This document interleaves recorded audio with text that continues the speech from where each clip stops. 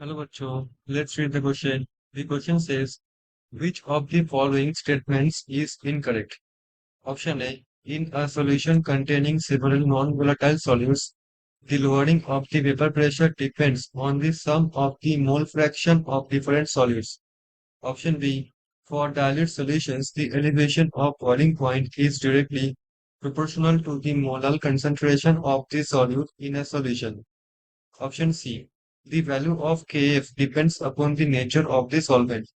Option D. Osmosis takes place in pure isotonic solutions separated by semi-permeable membrane. तो question हमको पूछा गया है कि ये जो चारों स्टेटमेंट है, चारों स्टेटमेंट में से कौन सा स्टेटमेंट इनकरेक्ट है?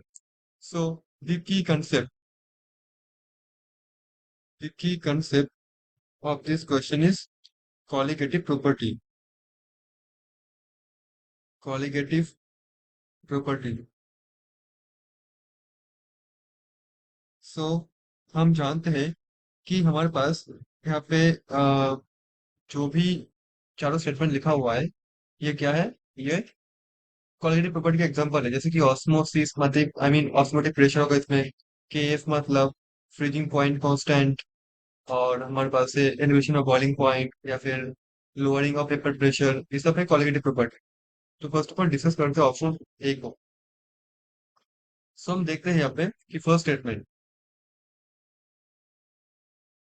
इन a solution containing several non volatile solute, मतलब हमारे पास क्या है? एक सॉल्यूशन है जहाँ पे हमारा कुछ कुछ सॉल्यूट डाला हुआ है जो कि है नॉन वोलेटाइल। लेट से ए, लेट से बी, लेट से सी, ठीक है, सॉल्वेंट में डाला हुआ है।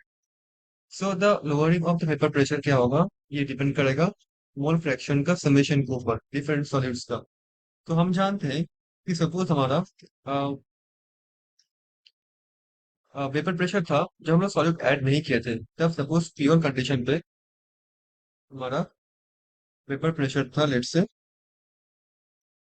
P, P not for example, ठीक है, पी नॉट पहले था। अभी ये ऐड करने के बाद क्या हुआ? सपोज वेपर प्रेशर हमारा हुआ पी ए, ठीक है। तो कितने वेपर प्रेशर लोअरिंग होगा? P naught minus P A, ठीक है, इज इक्वल्स टू, अगर मैं कंसिडर करूं रिलेटिव वेपर प्रेशर लोअरिंग, तो क्या होगा? डिवाइडेड बाई पी नॉट, ई हुआ relative vapour pressure lowering, and that will be nothing but mole fraction. Mole fraction क्या होगा? ए सॉल्यूट का मतलब एक्स है। सिमिलरली अगर मैं बी सॉल्यूट ऐड करूं तो उस केस में क्या होगा?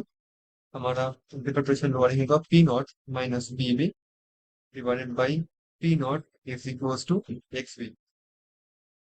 सिमिलरली अगर मैं सी सॉल्यूट ऐड करूं, उसके बाद क्या होगा? हमारा वेपर प्रेशर मतलब रिलेटिव वेपर प्रेशर लोअरिंग, ये होगा एक्स, ठीक है। सो मैं इसमें बोल सकता हूँ कि जो नेट वेपर प्रेशर लोअरिंग होगा वो क्या होगा? Summation of x a plus x b plus x c, ये होगा नेट वेपर प्रेशर लोअरिंग, ठीक है। ये सम हो जाएगा सिंपली। सो यहाँ पे मैं स्पेशल लिख सकता हूँ कि अगर मैं तीन को समेशन करूँ, सम अप करूँ, तो क्या होगा? ई नॉट, ओके। सम करने की जरूरत नहीं है, बेटर होगा ऐसे लिख दूं मैं इसको, x a plus x b plus x c, ठीक है। That will be nothing but equals to हमारा नेट वेपर प्रेशर लोअरिंग, ठीक है। और हर एक इसमें हमको क्या करना है? यहाँ पे रिलेटिव यूज वर्ड यूज करना है, रिलेटिव वेपर प्रेशर लोअरिंग, ठीक है। तो जो फर्स्ट स्टेटमेंट लिखा हुआ है बिल्कुल सही लिखा हुआ है। नाउ नेक्स्ट देखते हैं।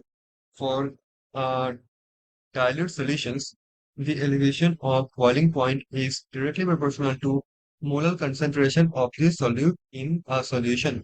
हम जानते हैं जो हमारे पास बॉइलिंग, देखो हमारे पास क्या है? एक प्योर सॉल्वेंट है। जब मैं प्योर सॉल्वेंट में ऐड किया सॉल्यूट, नॉन वोलेटाइल एक सॉल्यूट मैंने ऐड किया, तो क्या होगा?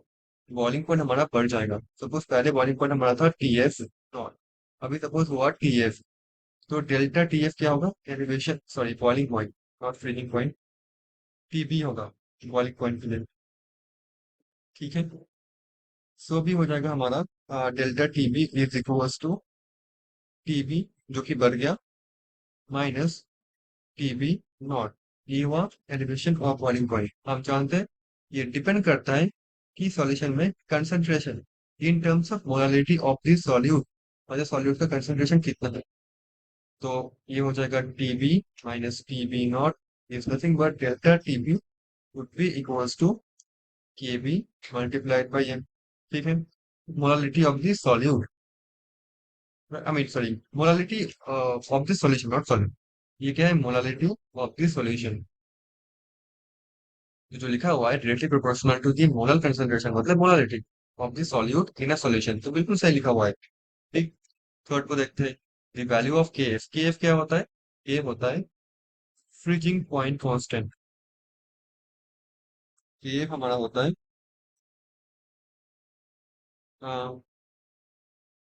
फ्रीजिंग पॉइंट,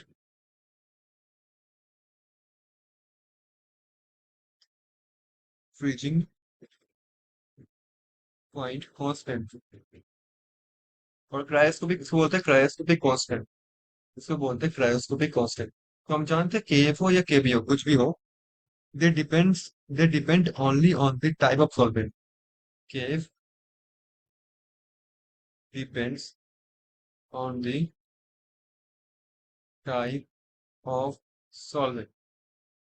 ठीक है, ये डिपेंड करता है सॉलिड को एंड सॉलिड के ऊपर डिपेंड नहीं करता, सॉलिड का टाइप के ऊपर, सॉल्वेंट का टाइप के ऊपर डिपेंड करता है। ठीक है, तो ऐसा क्यों है, हम जानते हैं जो मोलल मोलल एलिवेशन, जो हमारे पास मोलल एलिवेशन कांस्टेंट होता है, मोलल एलिवेशन कांस्टेंट क्या होता है, is the elevation in the boiling point.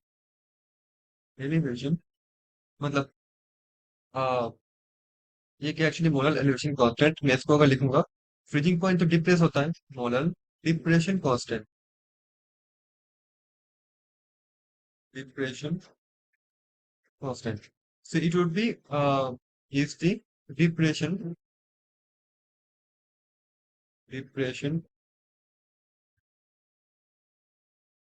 uh, in the freezing point. Depression in the freezing point when 1 mole of the solute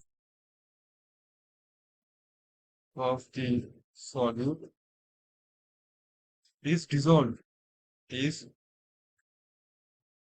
dissolved in 1 kg of solvent। ये तो होता है definition, हम जानते हैं डेल्टा टी एफ क्या होता है, के एफ मल्टीप्लाइड बाई एम। तो के एफ क्या होगा, delta T F divided by M, उस हिसाब से मैंने इसको डिफाइन किया। राइट, तो ये सॉल्वेंट क्या है, एच टू ओ है या फिर इथेनॉल है, आई मीन ETOH है, ये क्या है, इसके ऊपर डिपेंड करता है। इसलिए हर एक सॉल्वेंट के लिए अलग अलग वैल्यू होता है, के एफ का वैल्यू तो जो लिखा हुआ है बिल्कुल सही लिखा हुआ है। पर ऑस्मोसिस जो होता है, अब ऑस्मोसिस क्या होता है, so osmosis is a process of movement of solvent, it's nothing but osmosis, movement of solvent through a semi permeable